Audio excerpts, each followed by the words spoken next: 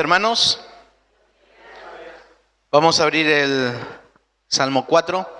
Hoy tuvimos un corte de luz y creo que eso afectó el aire grande, así que todavía no está respondiendo. Así que vamos a tener ese inconveniente, solamente está funcionando. ¿Sí?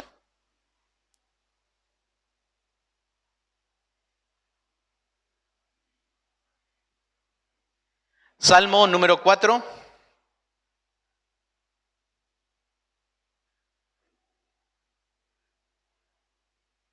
Dice la palabra de Dios: respóndeme cuando clamo, oh Dios de mi justicia. Cuando estaba en angustia, tú me hiciste ensanchar. Ten misericordia de mí y oye mi oración. Hijos de los hombres, ¿hasta cuándo volveréis mi honra en infamia? ¿Amaréis la vanidad y buscaréis la mentira? Sabed pues que Jehová ha escogido al piadoso para sí. Jehová oirá cuando yo a él clamare. Temblad y no pequéis. Meditad en vuestro corazón cuando en vuestra cama, estando en vuestra cama, y callad. Ofreced sacrificios de justicia y confiad en Jehová. Muchos son los que dicen: ¿quién nos mostrará el bien? Alza sobre nosotros, oh Jehová, la luz de tu rostro. Tú diste alegría a mi corazón, mayor que la de ellos, cuando abundaba su grano y su mosto. En paz me acostaré y asimismo dormiré, porque solo tú, Jehová, me haces vivir confiado. Oramos al Señor. Padre, queremos en esta mañana oír tu voz. Danos palabra de lo alto, sabiduría divina, Señor, para entenderla. Claridad en tu palabra en esta mañana. En el nombre de Jesús. Amén. Creo que todo lo que uno está pendiente en las elecciones presidenciales siempre es el plan económico que traerá el presidente de la nación, electo de ese momento. Pero siempre el sistema económico, el sistema financiero de cada gestión es lo más fundamental de todo gobierno. Porque la persona puede hacer muchas cosas buenas, pero si su economía, su sistema económico no funciona, ya lo enterramos, ¿no? Es así, ¿no? Así mismo. Y justamente este salmo, el salmo número 4, muchos eruditos del Antiguo Testamento nos dicen que el contexto de este salmo es una mala economía. Una mala economía. Para pensar un poco, este salmo es un salmo tipo lamento. Un lamento individual, en este caso del rey David. Es un lamento de él, pero a su vez puede catalogarse temáticamente como una oración de confianza. Esta es una oración muy personal del rey David, muy personal. Comienza el salmo, si ustedes se fijan allí en el título, al músico principal sobre Nehinot, Salmo de David. Ahí cuando dice al músico principal, sin duda se refiere a la persona que iba a dirigir la alabanza en el templo. Por ejemplo, en el reinado de David hubo una persona que se encargaba de la dirección de la alabanza y era Asaf. Era Asaf. Y acuérdense que los salmos fueron una recopilación después del cautiverio en Babilonia, así que para muchos sirvió como un himnario. Y este salmo estaba dirigido especialmente a esa persona, al que dirigía la alabanza, al que dirigía el coro en ese momento. Luego allí dice sobre Nehinot, se refiere con qué tipos de instrumentos se iba a ejecutar esa alabanza. Algunos dicen que son instrumentos de viento, otros son de cuerdas. Bueno, eso no es que no sea importante, pero tampoco vamos a debatir eso, porque no es el sentir de este pasaje. Pero sí hay algo importante en cuanto a esto. El Salmo número 4 que estamos leyendo hoy es compañero del Salmo número 3. ¿Se acuerdan? El Salmo número 3 era una oración matutina, una oración que se realizaba a la mañana. Este es un salmo vespertino, a horas del anochecer, al atardecer. Acuérdense que para un judío las 6 de la tarde ya termina el día. Por lo tanto, esta es una oración que culmina el día para un judío. Para un judío. Hay algunas cosas también en común entre estos salmos. Por ejemplo, el Salmo 3 da evidencia que el salmista estaba pasando por un momento de peligro, como habíamos estudiado. ¿Se acuerdan? El propio hijo de David, Absalón, estaba detrás de él para destronarlo. Y si podía asesinarlo, mucho mejor. Por lo tanto, David estaba pasando un tiempo difícil, duro, de peligro. Pero aquí también, en el Salmo número 4, vamos a encontrar un salmo poco más tranquilo que el salmo anterior. Pero sí vamos a encontrar también algo importante, que hay algo en común entre el Salmo número 3 y el Salmo número 4. Se hallan enemigos. En el Salmo 3 estaba en peligro su integridad física. Aquí, en el Salmo 4, vamos a ver que está en peligro su integridad moral, su integridad emocional. Por sí, ellos se encuentran, el mismo autor, en este caso David, en una situación de peligro. Este salmo, como decíamos, describe en cierto sentido el surgimiento de una crisis económica. ¿A consecuencia de qué? Bueno, de una larga sequía, y eso estaba produciendo escasez en la cosecha, y eso afectaba la economía del país. Cuando la economía de un país anda mal, ¿el responsable quién es? El presidente. Y en este caso, el responsable de esta situación para el pueblo era el mismo rey David. Y como rey David estaba sintiendo la presión del pueblo. Si esto no fuera poco, los líderes también estaban perdiendo la confianza en Dios. Todos estos líderes que están aquí hablando estaban perdiendo su confianza en Dios. Posiblemente se le está acusando injustamente, por supuesto a David, se le estaba echando la culpa de toda esta crisis financiera en el país, producida en este caso, por la escasez del agua, de la lluvia. Pero uno de los problemas aquí que surgía con estos hombres que van a estar hablando aquí es diciendo, ¿cómo puede ser que aquí el hombre que Dios eligió, el Dios que eligió a este hombre, no le está dando sabiduría para dirigir a este pueblo? Entonces comenzaron a cuestionar no solo a David, sino también a Dios. Y lo vamos a ver en este salmo. Casi se le puede oír decir a estos hombres, nuestros vecinos paganos adoran a varios dioses y su economía está prosperando. Creo que estaríamos mejor adorando a esos dioses también. Estos dioses están prometiendo bendiciones, prosperidad y abundancia de alimentos sin ninguna exigencia de integridad moral por parte del pueblo. Solo lo que hay que hacer es seguir siendo ritualistas en la adoración y el resultado va a parecer garantizado. Parece ser que este Dios que ha elegido a nuestro rey no nos sirve, por lo tanto vemos a nuestros vecinos y están prosperando. Sus dioses están prosperando la tierra. Sigamos a estos dioses. Ellos nos van a bendecir, nos van a prosperar, por lo tanto ellos estaban volviendo atrás. Pero David, como rey fiel a Dios, demanda al que el pueblo confíe en él. Confíe en él y les anima a confiar en Dios, aún en las malas crisis económicas en ese país. Pero el mensaje de este salmo no es eso. El mensaje aquí del Salmos es la experiencia de David y su actitud ante esta experiencia. Este salmo concluye con un versículo maravilloso. Creo que todos los niños lo aprenden en la escuela dominical y lo sabemos nosotros. En paz me acostaré y asimismo dormiré, porque solo tú, Jehová, me haces vivir confiado.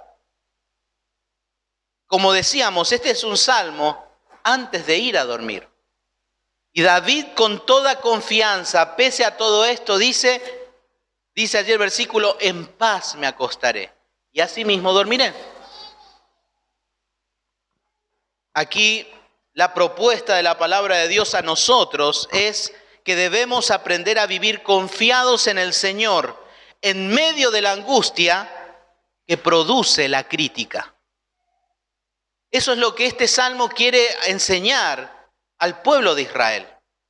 El Dios, el Rey del pueblo, el mismo Jehová, a través de David, nos enseña que debemos aprender a vivir confiados en el Señor en medio de la angustia que produce la crítica. Yo le titulé a este sermón en el día de hoy, Yendo a dormir después de haber recibido críticas. Yendo a dormir después de haber recibido críticas. Y en primer lugar allí nos encontramos en el versículo 1, que dice, respóndeme cuando clamo, oh Dios de mi justicia, cuando estaba en angustia. Tú me hiciste ensanchar, ten misericordia de mí y oye mi oración. El salmista comienza con una petición clara y directa. El salmista está en medio, como dice acá, de una angustia. Pero la angustia no es la crisis económica. La angustia del rey no es la falta de recursos económicos. Aquí hay algo que le angustia profundamente y él clama como siempre lo hace David, yendo a Dios en oración, reconociendo su grandeza, reconociendo sus atributos, diciendo, respóndeme cuando clamo, oh Dios, de mi justicia, de mi justicia. Aquí es interesante porque él clama en medio de la angustia y afirma que en situaciones anteriores de dolor el Señor ya había manifestado su gracia y misericordia para con él. Porque la segunda parte del versículo dice, cuando estaba en angustia, tú me hiciste ensanchar. No sabemos si se refiere al Salmo 3 o alguna otra experiencia que el salmista clamó y respondió Dios con misericordia y gracia. Y aquí David está diciendo, respóndeme, oh Dios, de mi justicia, cuando clamo, cuando lo hiciste en un pasado, en medio de mi angustia, y tú me hiciste ensanchar. Este salmo, esta oración, este clamor tiene mucha sabiduría divina, muchísima sabiduría divina. ¿Por qué razón? Porque él comienza hablando a Dios en medio de las crisis. Medio de las crisis. Por eso, en primer lugar, vamos a ver en esta mañana la oración de David en medio de la angustia. La oración de David en medio de la angustia. Y aquí en esta oración vamos a encontrar tres imperativos que se compone su oración. El primer mandato, como exigiendo a Dios algo. Fíjense, el versículo 1 comienza diciendo, respóndeme, respóndeme. Hay cierta expectativa de David cuando clama a Dios. Hay cierta expectativa. Es parecido también este versículo 1 con el salmo anterior. En el Salmo 3, fíjense el versículo 4, cuando dice, con mi voz clamé a Jehová y él me respondió desde su monte santo. Por eso estos dos salmos van en conjunto y podemos ver la actitud y el corazón de David en medio de la angustia. ¿Y qué es lo primero que hace? Clama y pide y exige que le responda. Respóndeme, respóndeme. La presencia de Dios es lo que impulsa de manera en particular la vida de oración de David. Es la presencia de Dios. Es lo que lo motiva a orar. Y por eso dice el versículo, cuando estaba en angustia. Cuando estaba en angustia. El alivio es el resultado de la respuesta de Dios a su oración. El problema de David aquí es presentado en una situación que él no puede liberarse. Por eso es la angustia profunda. Por eso es este clamor profundo. Él se da cuenta que no hay modo de liberarse. Pero no del problema económico, sino lo que le estaba angustiando. Su angustia era mucho más profunda que la situación, que la crisis financiera de su país. Era mucho más profundo. Aquí la palabra angustia se refiere a algo muy estrecho. David se encontraba en una situación muy estrecha que no daba posibilidad ni a pensar ni a responder. Estaba muy presionado. Es como decimos, está entre la espada y la pared. Y él clama desde ese lugar a Dios. Es interesante esta palabra angustia. En el libro de Reyes, en el segundo libro de Reyes, se traduce como estrecho. Yo les leo el versículo, dice así, en segundo de Reyes, capítulo 6, versículo 1, los hijos de los profetas dijeron a Eliseo, he aquí el lugar en que moramos contigo nos es estrecho. Por lo tanto, aquí esta angustia es una situación estrecha para David. Pero para David, al decir estas palabras, está dando a entender que ya había pasado otra situación en el pasado. Pero pudo ver la mano de Dios, porque dice, tú me hiciste ensanchar. Tú me hiciste ensanchar. En medio de mi estrechez, tú me ensanchaste. Tú me diste, en cierta forma, liberación. Me diste alivio. Quitaste esta carga, quitaste este mal, quitaste esta angustia. Es como las palabras de Job en el capítulo 36, versículo 16, que dice, asimismo te apartará de la boca de la angustia al lugar espacioso, libre de todo apuro, y te preparará mesa llena de glosura. David clamaba profundamente, respóndeme, Señor. Como lo hiciste en el pasado, quiero experimentar en esta situación que me angustia, que es profundo. La esencia del clamor de David en este salmo es uno de liberación ante la adversidad que lo limita de manera tan estrecha. Por lo tanto, como resultado de la eliminación de esa presión, pide una respuesta directa a su oración por parte de Dios mismo. Porque solamente Él puede responderle. Solamente Él puede responderle.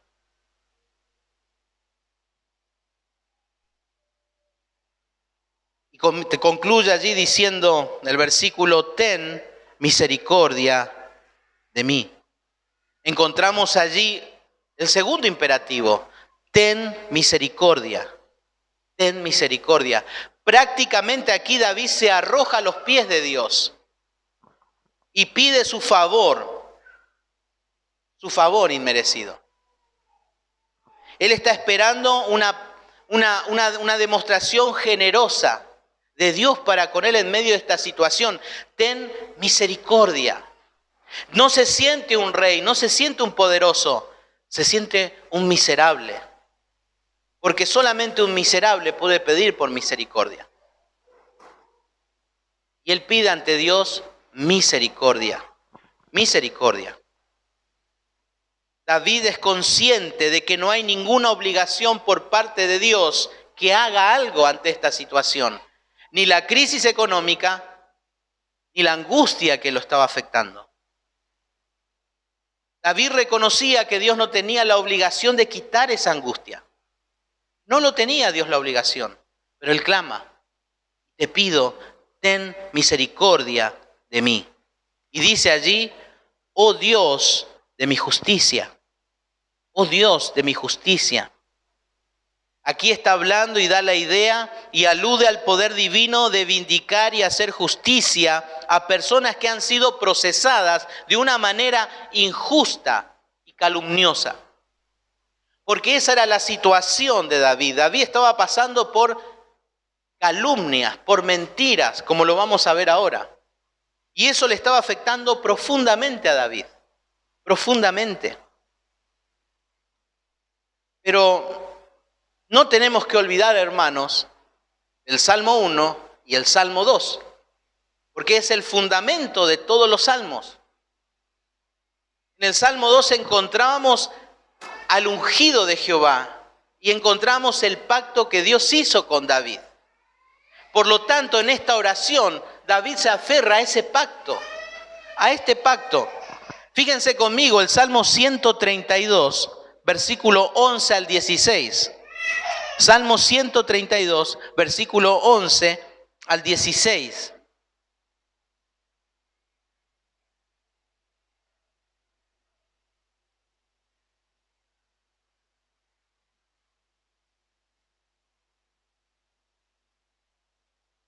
Dice la palabra de Dios: en verdad juró Jehová a David, y no se retractará de ello. De tu descendencia pondré sobre tu trono, si tus hijos guardaren mi pacto y mi testimonio que yo les enseñare. Sus hijos también se sentarán sobre tu trono para siempre, porque Jehová ha elegido a Sión, la quiso por habitación para sí. Este es para siempre el lugar de mi reposo. Aquí habitaré, porque la he querido. Bendeciré abundantemente su provisión. A sus padres saciaré de pan. Asimismo vestiré de salvación a sus sacerdotes, y sus santos darán voces de júbilo.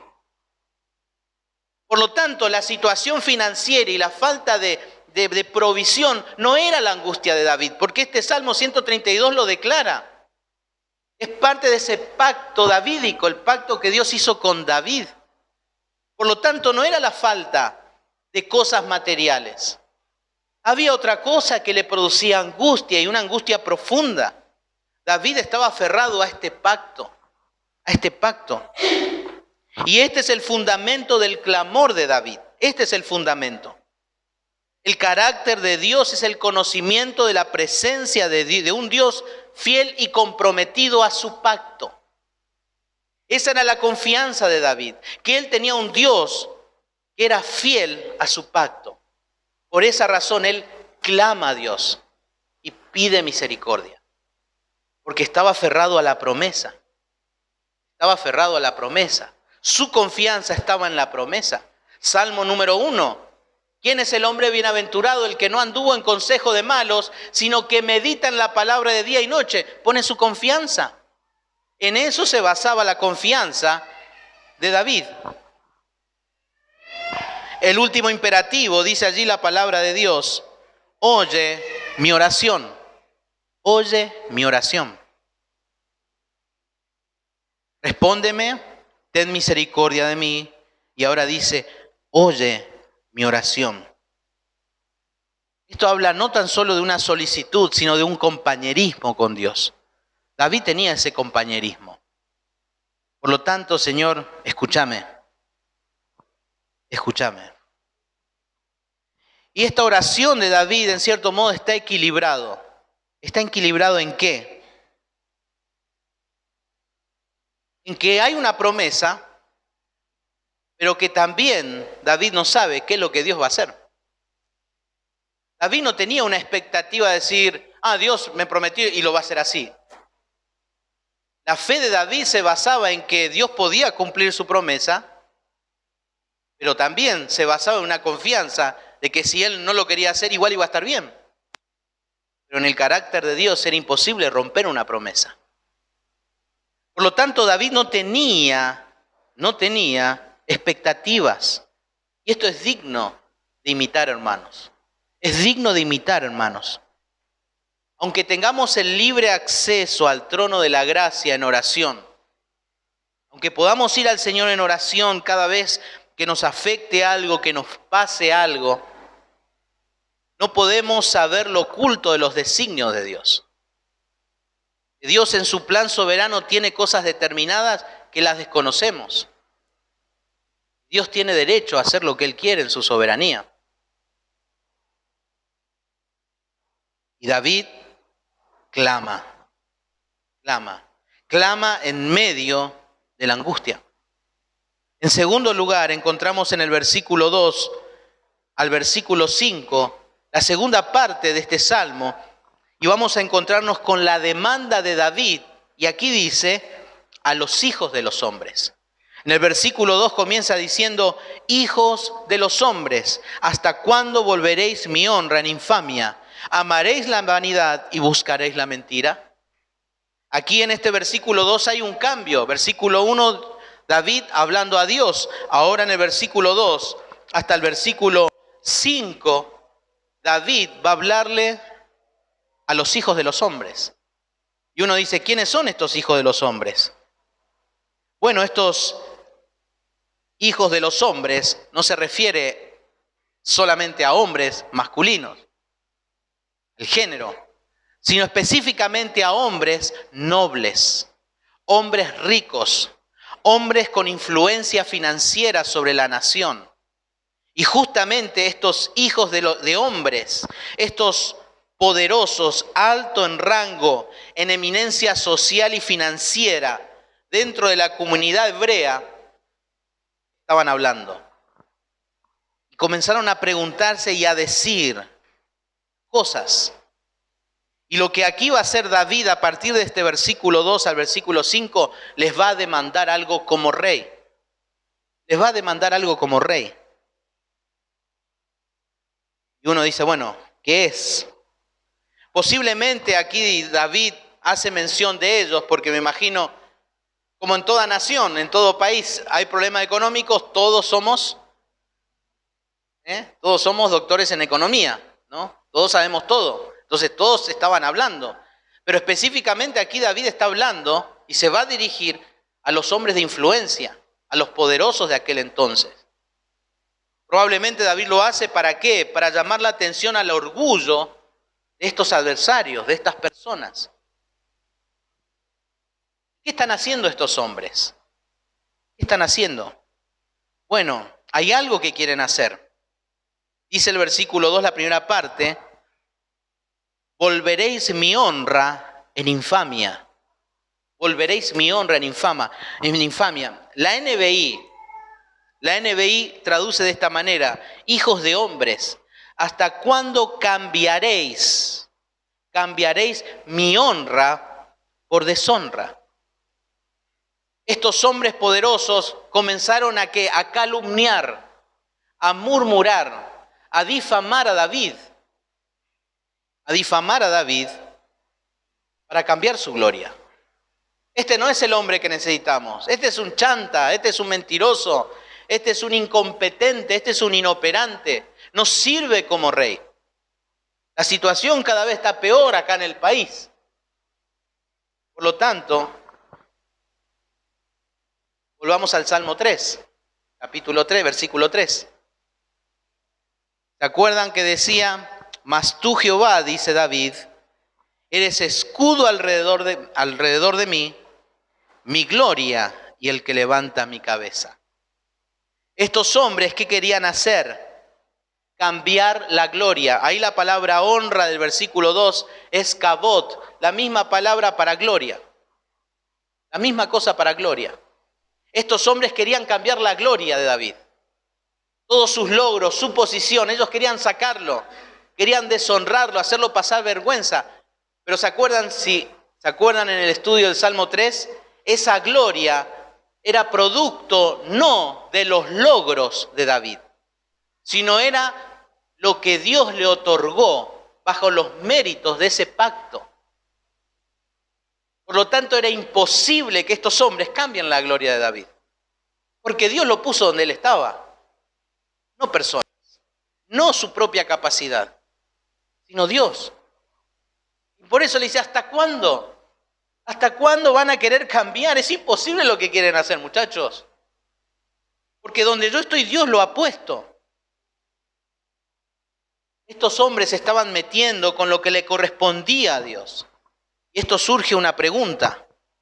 ¿Cuál es la razón del desprecio de estos hombres? ¿Por qué comenzaron a despreciar a David y al Dios del pacto? Era la gloria de Dios en David la que querían cambiar. Dice allí el mismo versículo 2, amaréis la vanidad y buscaréis la mentira. Dos razones. Primero, ellos amaban la vanidad. Amaban la vanidad. Y en segundo lugar, ellos buscaban la mentira. Ahí cuando dice vanidad se puede traducir también ídolos vanos. Ídolos vanos. Acuérdense, estas personas estaban criticando a David y estaban volviendo atrás a la idolatría de los pueblos paganos. Por lo tanto, dice, ¿hasta cuándo van a seguir amando estos ídolos vanos? Y en segundo lugar, cuando dice, buscaréis la mentira, se refiere a lo ilusorio. Y la crisis nacional estaba moviendo a los hombres de recursos y de influencias importantes a que recurran a dioses ajenos. Eso hacía que el pueblo de Israel vuelva atrás y peque con ellos.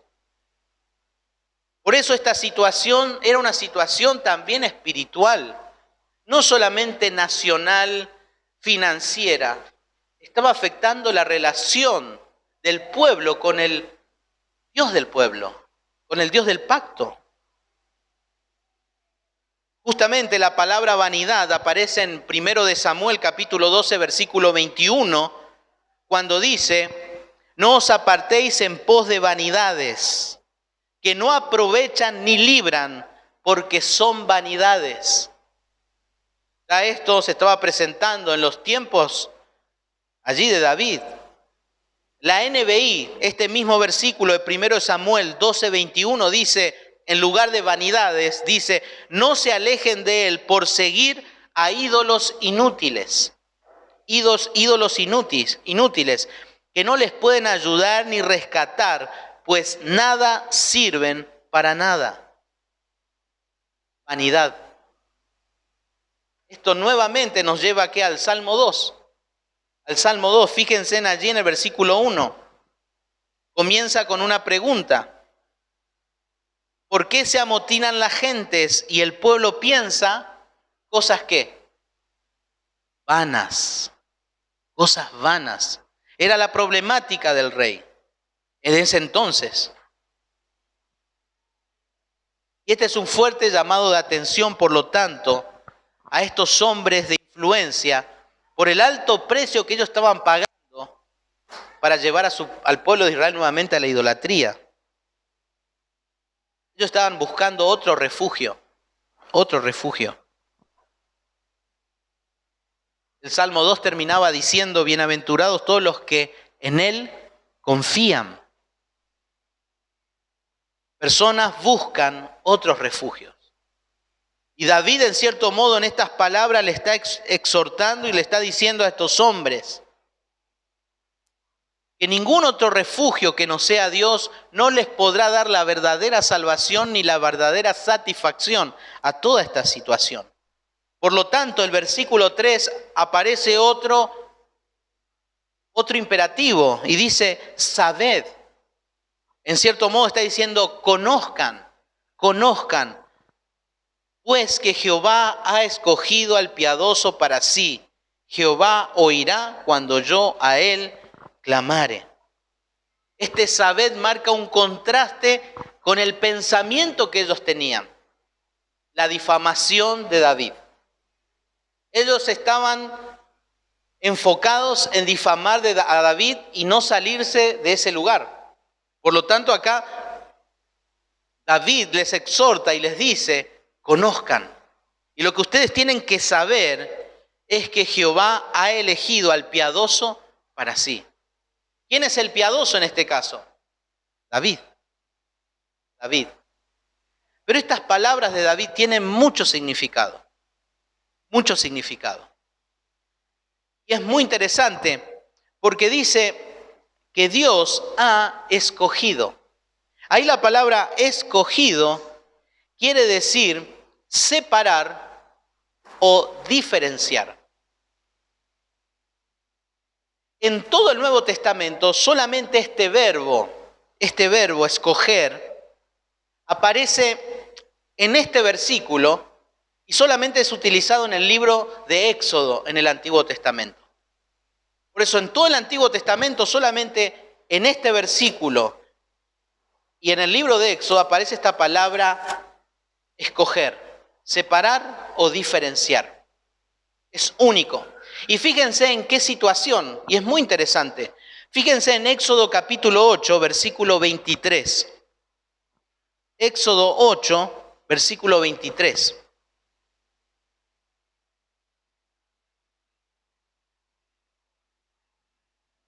El contexto es el éxodo, por supuesto, del pueblo de Israel de Egipto. Dice el versículo 23, y yo pondré redención entre mi pueblo y el tuyo. Mañana será esta señal. Justamente la palabra redención allí es traducido también escoger. Es la misma palabra en su idioma original, escoger.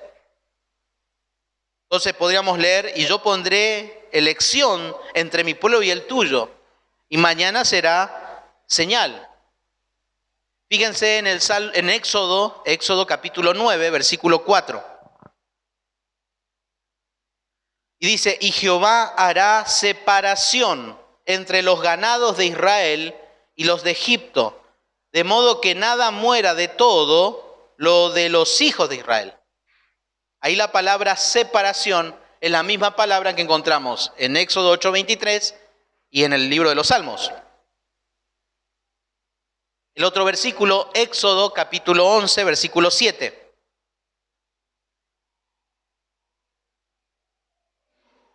Dice, pero contra todos los hijos de Israel, desde el hombre hasta la bestia, ni un perro moverá su lengua, para que sepáis que Jehová hace diferencia entre los egipcios y los israelitas. Ahí encontramos la palabra diferencia. Estas tres palabras, digamos, estas cuatro palabras en estos 4 versículos, solamente aparecen en todo el Antiguo Testamento en esos 4 versículos. En el idioma original. Y quiere decir separar, escoger. Y uno se preguntaría, bueno, ¿qué tiene que ver esto con lo que estamos hablando? Bueno, tiene mucho significado. Porque David, guiado por el Espíritu Santo, utiliza este verbo, indudablemente porque Dios quiere enseñar algo. Y también Dios quería dirigirse por medio de David al pueblo de Israel. En este caso a los poderosos, a estos hombres poderosos. ¿Y qué les quería decir? Acuérdense, todo el contexto de Éxodo es una lucha también allí entre Moisés y Faraón. Y el que estaba poniendo la traba era Faraón. ¿Se acuerdan? Faraón decía, no. Y eso le llevó a ¿qué? La última plaga. Morían todos los primogénitos. Y luego vemos el mar tapándolos a todos ellos. Y en cierto modo David le estaba diciendo a estos hombres, porque en cierto modo estos hombres poderosos se estaban comportando como Faraón. Y si ustedes siguen teniendo la misma actitud de Faraón, van a terminar de la misma manera, destruidos. Destruidos. Si ustedes siguen de esa manera. Por eso para David era importante decirlo esto. Y ellos tenían que saber, conozcan, tengan cuidado. No hay razón para dudar de la fidelidad de Dios, dice David acá. A las promesas del pacto hechas por su Dios. Por su Dios. Él lo va a hacer. Al fin y al cabo aquí el piadoso es David. Lo ha hecho para sí, dice. Esta elección lo ha hecho para Dios. Dios lo ha elegido para él. Para él. Dios no va a romper su pacto a pesar de la conspiración o infamia absurda. Por lo tanto, David poseía una seguridad absoluta en que Dios soberanamente actuaría en respuesta a su pacto. Y aquí dice en el versículo 4, encontramos nuevamente otro imperativo y dice temblar. Fíjense las cosas que está demandando David. ¿Hasta cuándo? ¿Hasta cuándo ustedes van a seguir pensando en cosas vanas? Y ahora les dice ¿hasta cuándo? Y ahora le dice temblad. Ahí la palabra temblad quiere decir y da la idea de un miedo. Algo que da escalofríos. ¿Vieron? Los dibujos animados parecen películas de terror y están ahí temblando. Y habla de eso. Aquí no está hablando simplemente de un temor reverente. Está hablando de un escalofrío, de ese temblor que uno tiene cuando tiene miedo. Y de esa manera le está diciendo aquí Dios, a través de David, a los poderosos, temblad, temblad. Esto debe llenar el temor del corazón de los que no les conocen a Dios. Esto es fundamental, hermanos. Si ustedes no conocen a ese Dios del pacto, David, las consecuencias serán terribles, terribles. Y esto también tiene mucho significado para nosotros. ¿Se acuerdan el Salmo justamente? El Salmo número 2. El Salmo número 2, versículo 4, versículo 5. ¿Cuáles eran las consecuencias para aquellos que se oponían al ungido de Jehová? El que mora en los cielos se reirá, dice. El Señor se burlará de ellos, luego hablará a ellos en su furor y los turbará con su ira. Terrible, espantoso. Pero si vamos nosotros a nuestros días, Hebreos capítulo 10, versículo 26 al 27, hablando al pueblo, a los redimidos, a los regenerados. Porque si pecáremos voluntariamente, después de haber recibido el conocimiento de la verdad, ya no queda más sacrificio por los pecados. Versículo 27, sino una horrenda expectación de juicio y de hervor de fuego que ha de devorar a los adversarios. Versículo 31, horrenda cosa es caer en manos del Dios vivo. Temblad. David demanda a estos poderosos que tiemblen, que le tengan miedo, porque esta conspiración y en este caso esta infamia, esta calumnia absurda va a tener serias consecuencias y un alto precio por pagar. Por lo tanto, aquellos que tiemblan, sin lugar a dudas, van a hacer algo. Como dice ayer el versículo 4, y no pequéis, y no pequéis, y no pequéis. Porque cuando uno llega a temblar de miedo, no peca, no peca. ¿Pero por qué uno llega a temblar y a no pecar? Bueno, la respuesta está en el siguiente imperativo. Meditad en vuestro corazón estando en vuestra cama y callad. Ahí David le está diciendo, mediten, reflexionen,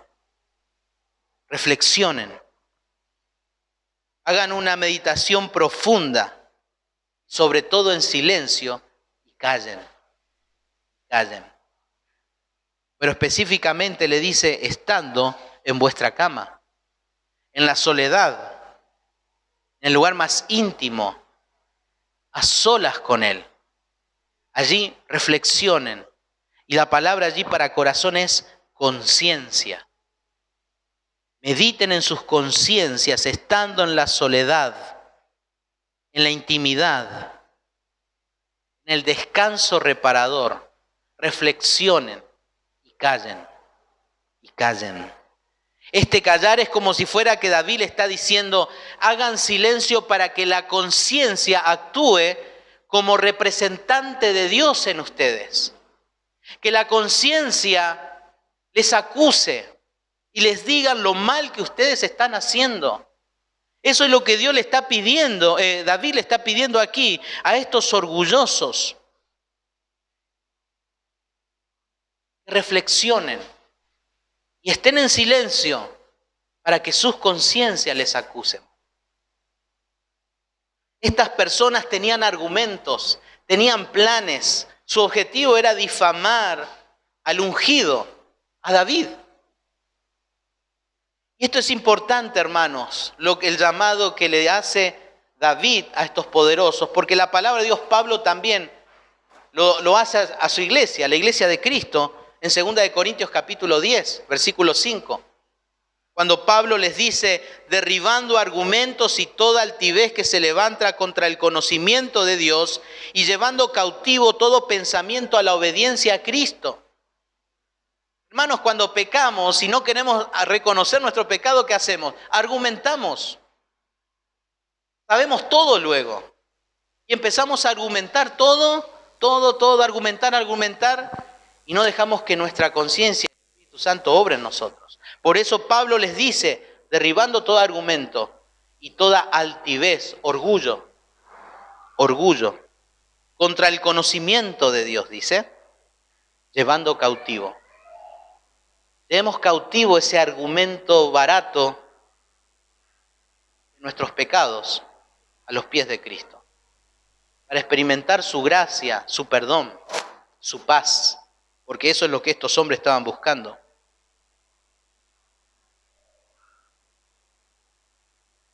David le dice, dejen de pecar porque el resultado de esto es enemistad contra Dios. Concluye allí diciendo el versículo 5, ofreced sacrificios de justicia y confiad en Dios. Ofreced sacrificios, otro imperativo, pero dice sacrificios de justicia. Ahí ese calificativo de justicia quiere decir sacrificios apropiados, que correspondan. Porque una persona que argumenta sus errores quiere resolver los problemas a su manera. A su manera. Se autodisciplina, se auto esto, se auto aquello, se auto todo. Y por eso David acá dice algo, ofreced sacrificios de justicia, que sean apropiados de acuerdo a la ley. Por eso se acuerdan en el Antiguo Testamento levítico, cada pecado tenía cierta manera de servicio, de sacrificios, de acuerdo al pecado que habían cometido. Y David les dice, ofreced sacrificios apropiados. Deben ejercerse en fe, porque dice, y confiad en Jehová. No un comportamiento religioso.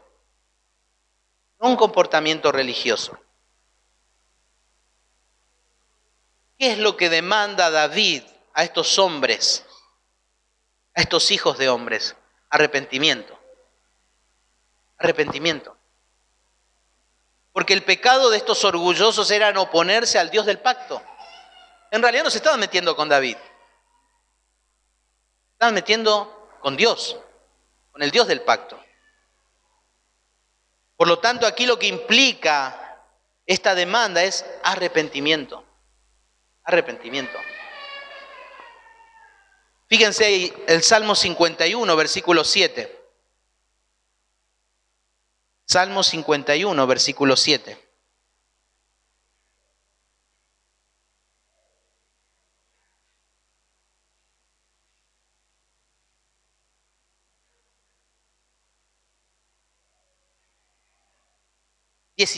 Versículo 17. Los sacrificios de Dios, que serían los sacrificios de justicia, son el espíritu quebrantado y el corazón contrito y humillado. Los sacrificios de Dios son el espíritu quebrantado, al corazón contrito y humillado no despreciarás tú, oh Dios. Por lo tanto, aquí un corazón arrepentido y humillado es lo que demanda David a su pueblo. El verdadero sacrificio es un corazón humillado, contrito, arrepentido. Y ese es el verdadero arrepentimiento, lo que David está diciendo. No es argumentar tu caída y bueno, trato de solucionar a mi manera. No quiero molestar a nadie, no quiero ofender a nadie. Voy a arreglarlo a mi manera. No, el arrepentimiento tiene un proceso. Y David está exigiendo eso al pueblo. Por lo tanto, él demanda. Pero en el versículo 6 al 7, en todo este salmo encontramos la oración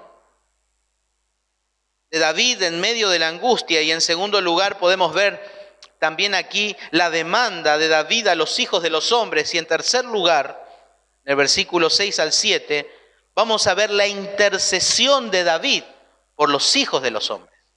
Hay una intercesión.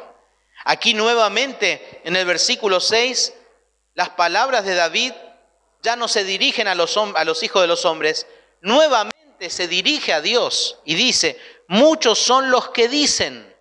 ¿Quiénes son los muchos? Los hijos de los hombres. ¿Quién nos mostrará el bien? ¿Quién nos mostrará el bien? La oración de David no es solo el puntapié inicial en medio de la angustia. David comienza y termina esta situación en oración.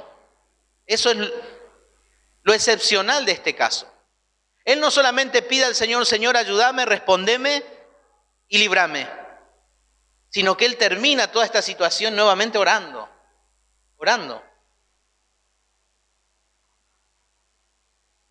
Y aquí David dice de sus enemigos, ¿quién nos mostrará el bien? En el Salmos 3, los muchos decían, ¿quién le va a librar a este? ¿Quién le va a salvar a este? Y aquí encontramos, ¿quién mostrará el bien? Si este Dios que puso a David sobre Israel no está pasando hambre, busquemos a los otros dioses.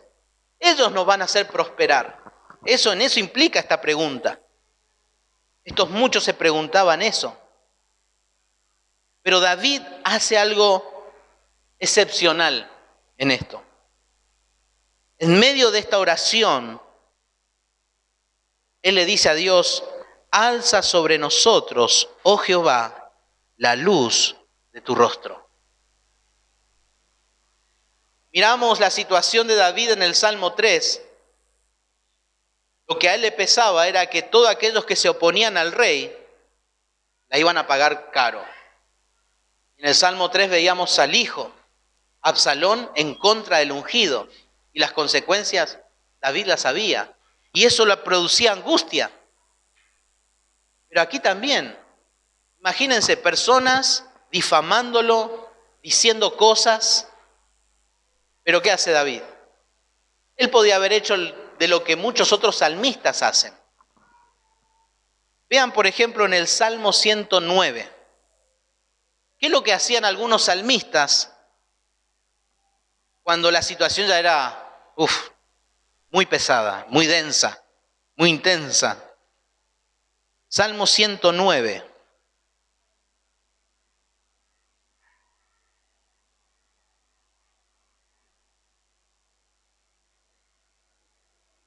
Fíjense el versículo 6. Dice así: pon sobre él al impío y Satanás esté a su diestra. Cuando fuere juzgado, salga culpable y su oración sea para pecado. Sean sus días pocos, tome otro su oficio. Sean sus hijos huérfanos y su mujer viuda. Anden sus hijos vagabundos y mendiguen, y procuren su pan lejos de sus desolados hogares. Que el acreedor se apodere de todo lo que tiene y extraños saqueen su trabajo. No tengan quien le haga misericordia, ni haya quien tenga compasión de sus huérfanos. Su posteridad sea destruida, en la segunda generación sea borrado su nombre. Venga en memoria ante Jehová la maldad de sus padres y el pecado de su madre no sea borrado. Y así otros salmos, aproximadamente 18 salmos. Encontramos estos salmos y uno dice, wow, como cuando nos hace alguien mal, deseamos lo peor para esas personas, ¿no? Y hay salmos escritos de esta manera. Pero ¿cuál es el fin de esos salmos? Es pedirle a Dios que haga justicia, a Dios, no a mí. Que Dios haga justicia. Pero lo maravilloso de este Salmo 4 es que David no hace ese tipo de salmo. Él podía haber dicho por su hijo Absalón y por esta gente, mátalos. Si están en contra del ungido de Jehová, sacalo de en medio. Señor, si están los salmos. David no lo hizo. ¿Qué hizo David? Justamente, él pide algo y dice, alza sobre nosotros, oh Jehová, la luz de tu rostro. Esas palabras se encuentran en Números capítulo 6, versículo 24 al 26, y era una oración de intercesión del sumo sacerdote para el pueblo de Israel cuando pecara. Era una oración intercesora. Y aquí podemos ver a David intercediendo por su pueblo. Intercediendo por estos que eran orgullosos, intercediendo por estos que calumniaban, intercediendo por estos que estaban difamándolos, que lo estaban criticando. Era una oración sacerdotal. Le pesaba a David la actitud de estos hombres ante el Señor. Él podía pedir venganza, pero no lo hizo.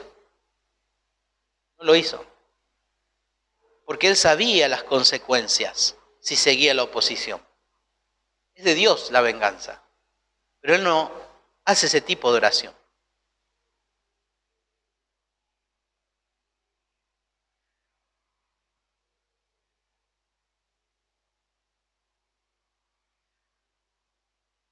Termina allí el versículo 7, diciendo: tú diste alegría a mi corazón, mayor que la de ellos, cuando abundaba su grano y su mosto. Alza sobre nosotros, oh Jehová, la luz de tu rostro. En cierto modo le está diciendo: muéstranos el bien, muéstranos la abundancia, muéstranos la paz, muéstranos el contentamiento. Y eso es lo que nunca tuvo el pueblo de Israel en el desierto. El contentamiento les llevó a murmurar, y el murmurar a cometer incredulidad y allí perder la promesa de la tierra. Todo por un problema del corazón. Y lo que estos hombres, estos poderosos en el gobierno de David, no tenían paz, no tenían contentamiento. Y David intercede por ellos. Señor, alza tu rostro. Muéstranos tu bondad, tu provisión, tu satisfacción. Y él les dice allí en el versículo 7, y esto explica mucho mejor qué es esto de contemplar el rostro de Dios. Cuando David dice: tú diste alegría a mi corazón. Esta es la razón que se encuentra en estos hombres, porque ellos iban tras ídolos vanos y cosas ilusorias en su corazón. Pero tú diste en mi corazón, dice, alegría, gozo. Porque Dios le ha dado gozo y satisfacción a su conciencia. El problema de estos hombres estaba en su conciencia, pero la conciencia de David gozaba de satisfacción y gozo. Estaba triste, estaba angustiado. Y aquí dice: mayor que la de ellos, cuando abundaba su grano y su mosto. Lo que David estaba buscando era una profunda comunión con Dios. Estos hombres estaban buscando prosperidad material. Prosperidad material. El gozo y la paz verdadera no dependen de las circunstancias, sino de la protección y provisión de Dios.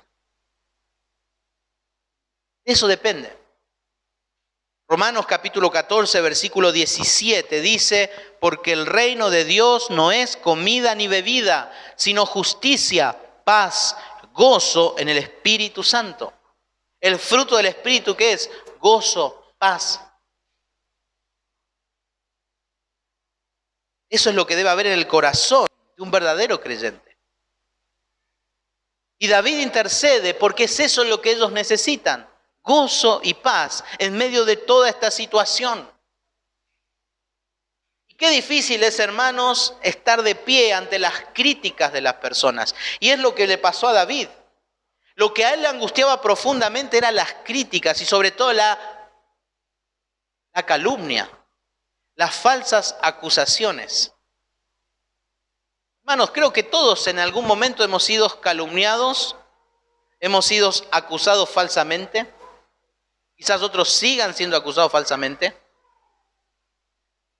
Pero después de haber meditado en este salmo hay algo fundamental, hermanos. Si estamos pasando por calumnias y por acusaciones falsas, usted tiene que estar contentos.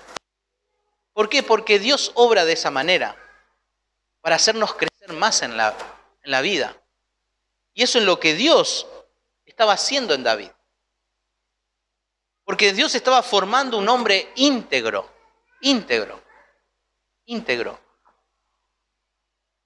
Y por eso concluye el Salmo en el versículo 8. En paz me acostaré y asimismo dormiré. Este salmo concluye con una expresión de seguridad absoluta. No habrá más noche de desvelo, sino de reposo para este salmista angustiado y preocupado. La paz lo va a hacer dormir, la confianza va a inundar toda su habitación y estar seguro que la verdadera seguridad únicamente del Señor viene a través de su rostro que ilumina y protege en el sueño del creyente. Es interesante, en el hebreo, esta oración, en paz me acostaré y asimismo dormiré, se traduce de la siguiente manera: en paz me acostaré y enseguida dormiré. Este es mi versículo favorito, porque yo agarro la cama y ya me duermo. Y David dice esto en medio de toda esta situación. A pesar de que otros me están criticando, están diciendo esto, están diciendo aquello, yo me voy a dormir y duermo tranquilo. Porque esa paz la da Dios. Esa satisfacción la da Dios. Filipenses capítulo 1, versículo 29. Terminamos leyendo 4 versículos.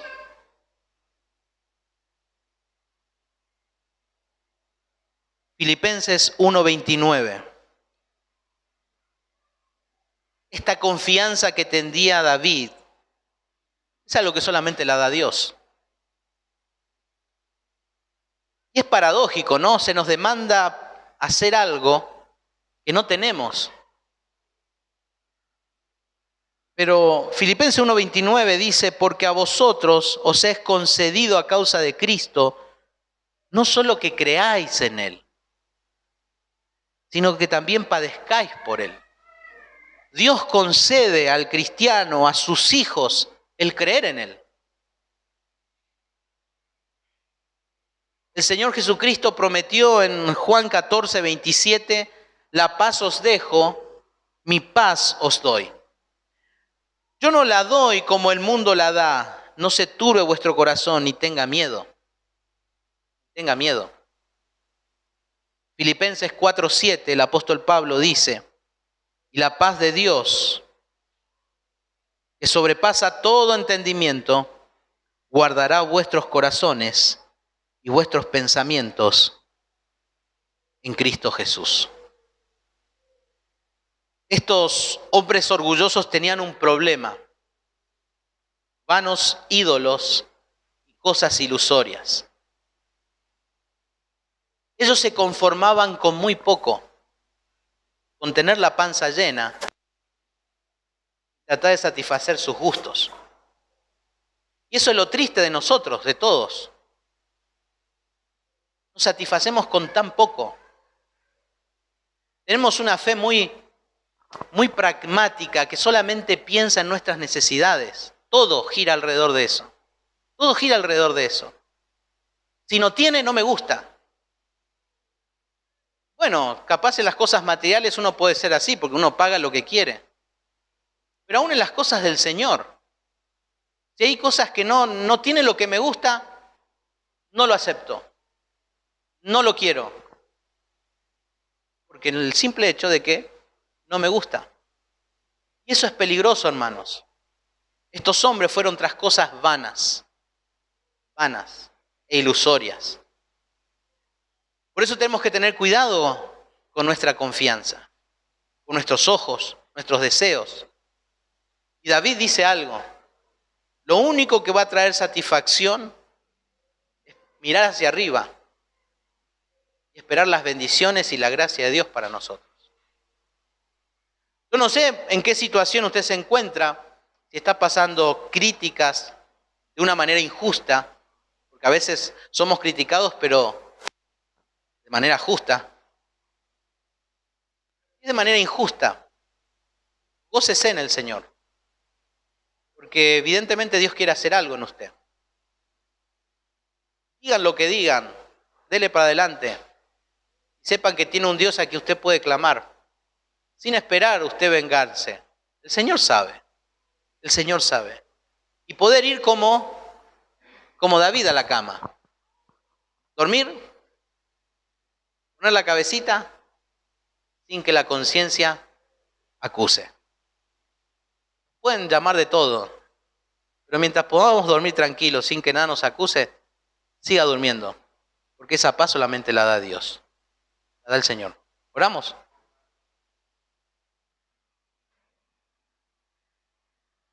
Padre, te damos gracias en esta mañana por este salmo de lamento, pero Señor se convierte en alabanza. David, en medio de la angustia más profunda, el Señor se siente satisfecho en ti. Pudiendo pedir venganza, Él intercede por estas personas para que hayan la misma gracia que Él ha hallado en ti. Tarea difícil, Señor, nos toca. Interceder por aquellos que nos critican, que nos difaman. Pero no somos, Señor, para cuestionar tus demandas hacia nosotros, Señor. El ejemplo de David es digno de imitar y vamos con este desafío, Señor. Ayúdanos a confiar en lo que tú provees, a confiar en tu soberanía. Y ayúdanos a no tener vidas mediocres, Señor. A buscar realmente lo que es piadoso, que solamente puede darte gloria a ti, Señor.